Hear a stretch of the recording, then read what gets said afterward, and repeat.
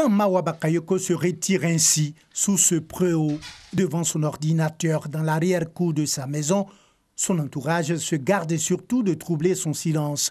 Ce silence qu'exige l'écrivaine pour accoucher ses idées. La page blanche, pour l'instant, je ne connais pas. Peut-être que ça va s'étioler avec le temps.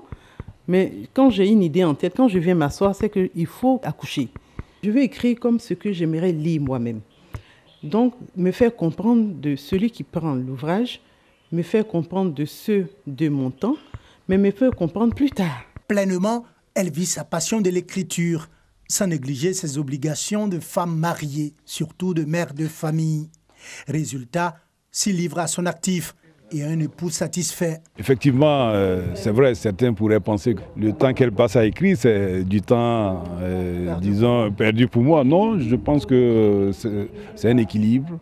C'est un équilibre. Je pense qu'à travers l'écriture, elle s'épanouit aussi. Mawa Bakayoko a fait la dédicace de Chroniques étranges d'Afrique, son dernier livre il y a quelques jours, en présence de parents, amis et amateurs de lecture venus nombreux. C'est un style plaisant, un style séduisant et surtout à travers ce recueil de nouvelles, elle a su choisir des mots pour décrire nos mots.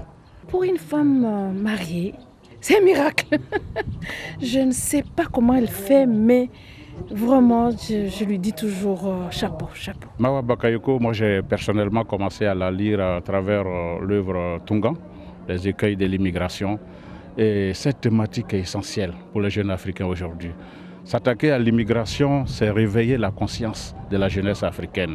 À travers cette œuvre, Mawa Bakayoko se fait l'écho de cette problématique qui lui est chère. J'ai écrit ce livre parce que je voudrais un changement de comportement à tous les niveaux. Et pour moi, il était essentiel que je le mette sur papier et que chaque Africain fasse son mea culpa et qu'il se retrouve dans ces histoires afin de pouvoir orienter notre continent vers de meilleurs chemins. Fini les festivités de la dédicace, l'écrivaine Mawa Bakayoko reprend ses activités de femme au foyer et surtout la plume.